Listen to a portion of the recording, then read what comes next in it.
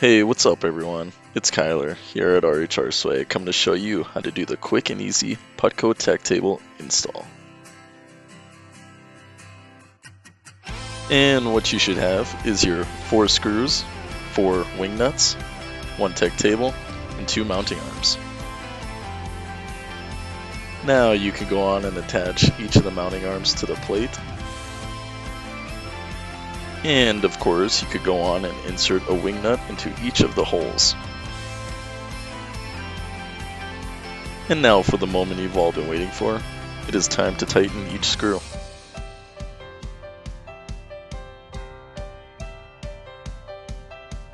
And if you are old enough to understand this, go like this and do the twist.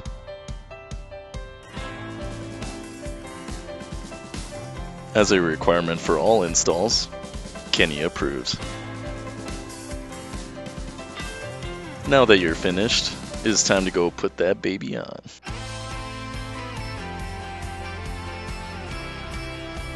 Just want to say thanks everyone for tuning in with us today on the quick and easy Putco TEC table install.